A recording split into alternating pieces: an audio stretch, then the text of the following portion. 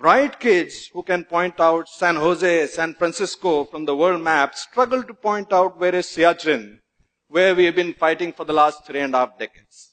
I'm sure you guys all know where Siachen is, right? It's only those kids who don't know.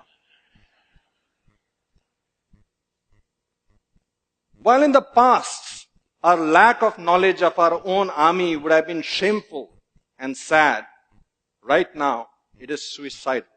And let me tell you why. When I joined the army, I came from a fairly conventional background, a South Indian family, and we had this whole construct of jhuta, and you can't drink from someone else's cup or eat from someone else's plate. And it was more to do with, I think, tradition rather than caste or discrimination, but you had a sense that you were different from the others.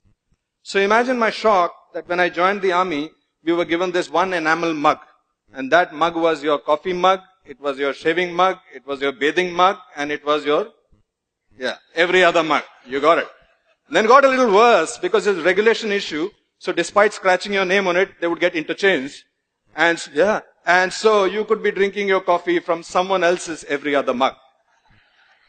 And that might sound weird to you, but for us it was battle inoculation, because before you knew it, someone else's blood could be coursing through your veins. When a soldier is wounded, he doesn't really care whether he's getting the blood from a Christian, Muslim, Sikh, Jat, Maratha, it doesn't really matter. And that way, the Indian Armed Forces is an amazing place. For example, the 1st Sikh unit, the 1st Sikh battalion, is one of the oldest and the most decorated units of the Indian Armed Forces.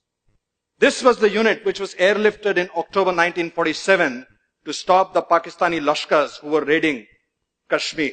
And this was the unit which halted them at Srinagar. And it's thanks to this unit's gallant action that Kashmir is on the map of India. This unit of the finest Khalsa warriors is led by a Muslim commanding officer. And he leads them not only in battle, not only in exercises, he leads them in the Gurbani every day in the Gurdwara. Or take the case of 3 In 1965 operations, they were tasked for one of the most difficult tasks, which was the capture of a location called Dogra. And that battle has gone down in the annals of Indian history as one of the most tough battles ever fought, because it was street to street, room to room, hand to hand. But Dogra was so pivotal for that operation that when their Anglo-Indian commanding officer, Lieutenant Colonel Desmond Hayes, spoke to his men and explained to them the importance of that particular objective, he told them that we have to be in Dogra by nightfall, dead or alive. And after giving them the briefing, he asked his Jat troops in his clipped Haryanvi, "Susre, aaj raat ko 3 Jat kahan hogi?" And the troops shouted back, "Dogra, Dogra." He wanted to make sure that the troops understood that the mission was larger than the leader. And then he asked them, "Oh Susre, agar Shio Saab ne goli lag gayi, to phir kya karoge?" And without batting an eyelid, the senior Jesho shouted back, "Saab ji, agar Shio ne goli lagi, to kandhe pe taan ke le jayenge, lekin rukenge Dogre jaake."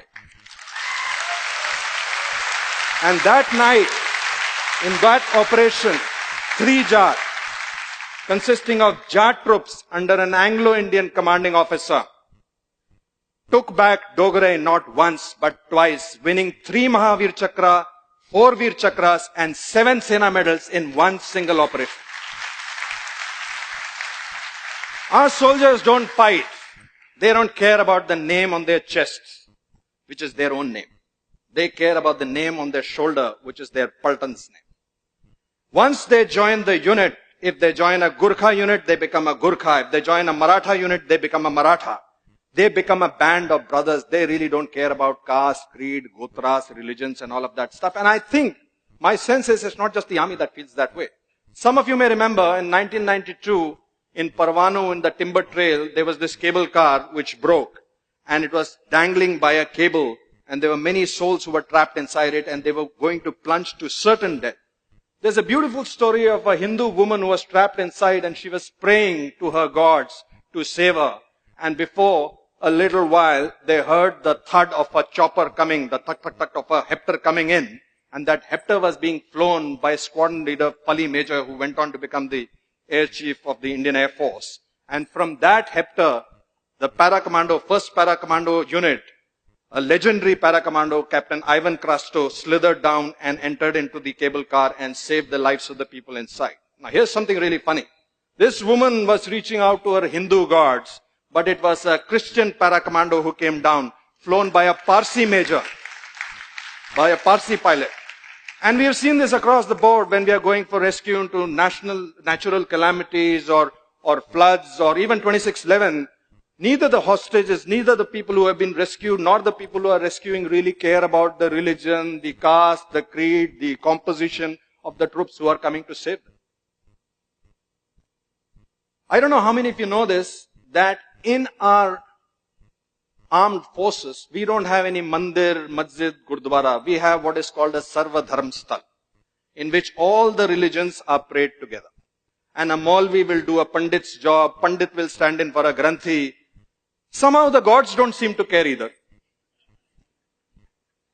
But when this soldier comes back home, he gets a different world. He gets a completely different world. There his leaders, his political leaders, his religious leaders, his friends, his relatives tell him a different story.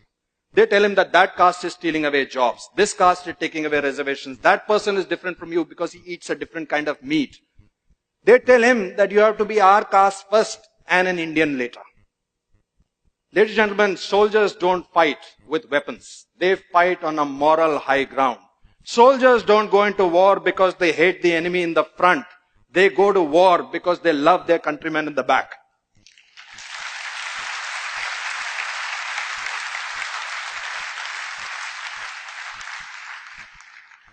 Leaders across spectrums have their own agendas. Some people want to win elections, some people want to get more power, and some people genuinely want to do good for their own communities. But we, as citizens, have to realize one thing. That even as I'm speaking to you right now, standing over here, from Kanyakumari to Kargil, there are soldiers who are deployed in every kind of situation. Right now, as I speak to you, there is a captain out there in Siachen Glacier who is already battling 3 fronts.